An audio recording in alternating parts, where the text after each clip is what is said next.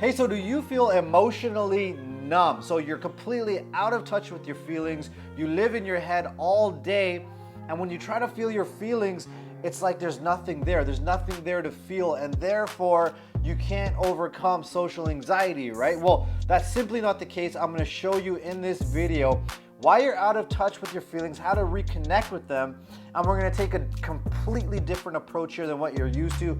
I'm gonna show you how you can improve and work on your social anxiety outside of social situations, okay? So let's not waste any time. Let's go right now.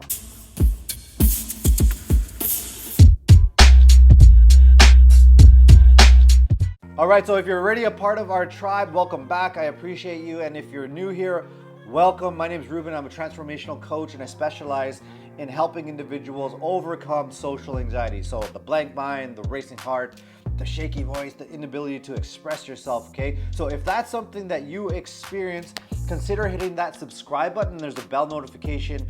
Make sure you hit the bell notification so that you know right away when I release videos just like this one.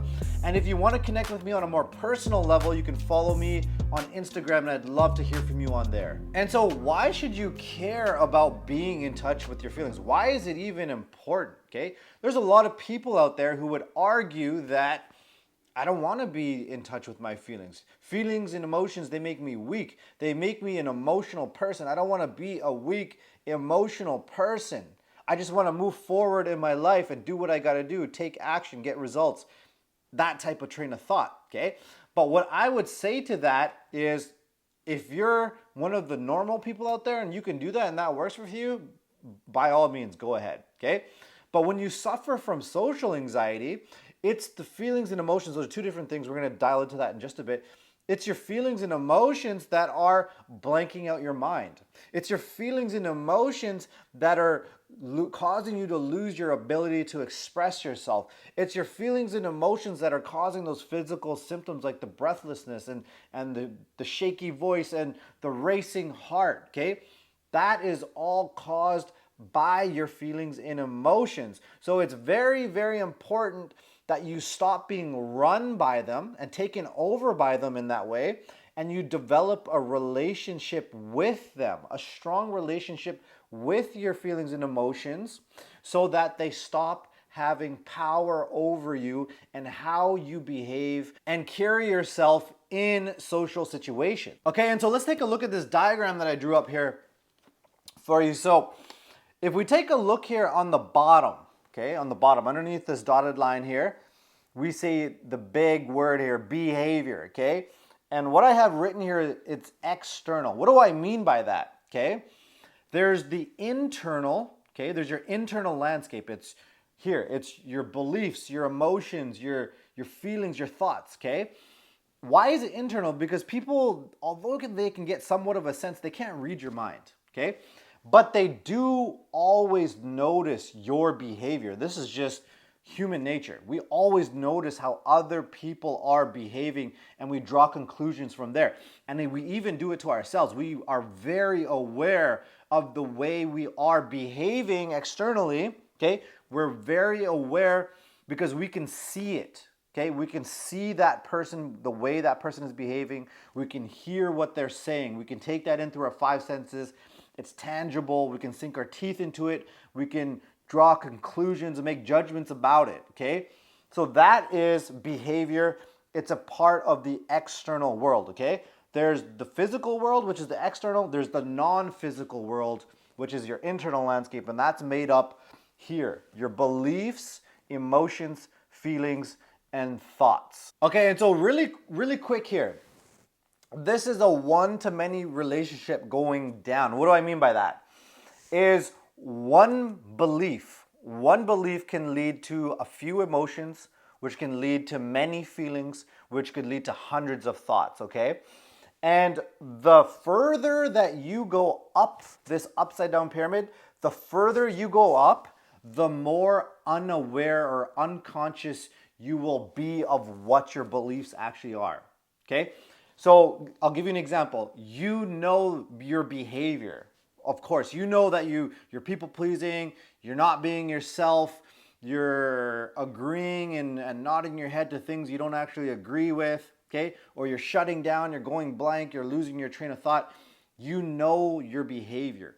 You're probably aware of the thoughts as well. You're probably aware that, oh my God, thinking of what to say next. Oh my God, did I just say something stupid? What is that person thinking of me now? You're aware of these thoughts. You're also probably aware of the feelings. You feel nervous, okay? You feel nervous, I feel anxious, I feel, inferior to this person, I feel less than this person, right? Those are your feelings, okay? Now, your feelings and your thoughts take place in the mind. Your emotions, these take place somatically in the body. So your emotions you will be less in touch with when you're emotionally numb, okay? So you may not be in touch specifically with, for example, the energetic component of the thoughts and feelings, which is the butterflies in the stomach, the constriction in your chest, the constriction in your throat. So you notice that those are very they're action-oriented words to describe the emotion. Why? Because they're energy and motion. They're the energetic movement, okay, of the energy that's fueling your feelings and thoughts, okay? So that's why we say butterflies in the stomach or the waving emotion in your stomach, okay? Those are the emotions. But the belief could be, let's say you're worried about being judged and you don't want to say the wrong thing and you're thinking of what to say next. Well, that could all boil down to one belief, and that is it is an unsafe world.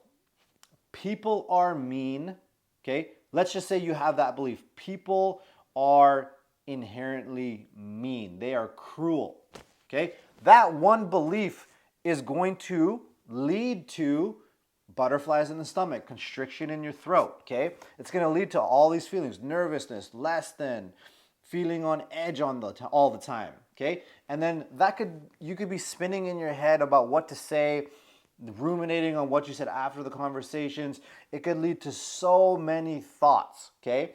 And ultimately, the predominating thoughts that you have in your head, okay, that is going to dictate how you behave in the world. Okay, and that's why in our program, Trigger Free, we focus on the beliefs and emotion level. We focus mainly, about 80-90%, we're up here, working up here. Why? Because the behavior down here, the physical, your behavior, what you're doing in the physical world is just a manifestation of what's going up here in the internal landscape, okay? And what's the biggest bang for your buck in the internal landscape is up here, the beliefs and emotions, like we just explained, okay? Now, that doesn't mean there's not value working down here at the behavioral level, because remember, this is a manifestation of what's going on up here. And if you're not aware of what's going on in your internal landscape, you can use your behavior as evidence. You can use your behavior to start tracing things backwards to know what's actually going on here in your internal landscape. Okay, and if you've been constantly trying to work on your behavior down here, and you find that you work on a behavior and it comes back, and you work on it and it comes back, okay, you're not experiencing deep, permanent shifts, okay, and you want to work at the beliefs and emotions level, then I encourage you to book a call with me, and I'll put a link below the video and I'll put one up here. I encourage you to book that call so we can take a look at this together, and then you can learn more about how you can work with me. Okay, and so let's take a look at working on your social anxiety from a completely different route now, okay? So we're gonna go down here to the behavioral level, okay, the physical or the external, okay, the external landscape. And typically your behaviors, they're going to be impulsive or compulsive, okay? Impulse is just an impulse to reach and do something without thought, okay? Compulsive is to stay there ruminating in the thought. So let's say, for example, somebody says something, you have to impulsively nod your head and agree, okay? Or impulsively, when you get triggered, you impulsively run up into your head and you stay in your head, okay? Compulsiveness would be the constant ruminating on what to say next, okay? So think about it like this. Impulsive is go there, so go into your head. Compulsive is stay there, stay in your head and not be able to get out, okay? Now, why does this happen? Really, what are you really running from? What causes this behavior? Remember, It's the thoughts, which is the most superficial layer, but we're gonna feel into the deeper feelings and emotions that are fueling those thoughts. We're gonna use your behavior as evidence, right? And here's the beautiful thing is what is the skill that we're building right now? Okay, we're building the skill of presence. Okay, we're building the skill of presence. I call it your presence muscle. You could call it your spiritual muscle. You could call it, you're working on your spiritual fitness and the ability to stay with your feelings. Okay, you are working on not escaping from your feelings when they come up. Okay, but social situations, like we talked about, are not the only place where you do this. And there's a very important principle that you want to become aware of. How you do one thing is how you do everything. Okay? So if you're escaping from feelings in other areas of your life, you're going to be escaping your feelings in social situations. Okay? And you can connect the dots here and you can start to look at other areas of your life to build this presence level, okay? To the ability to stop escaping from your feelings and be present and connected with yourself. Okay, so you want to start looking for impulsive and compulsive behaviors that you have in other areas of your life.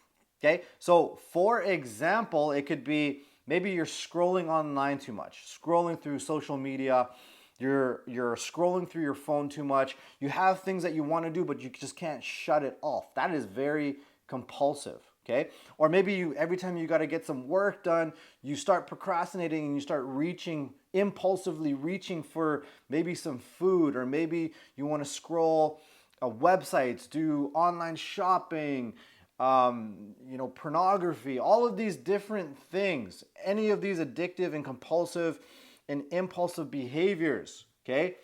You want to start working on those specifically. Stop the behavior right away.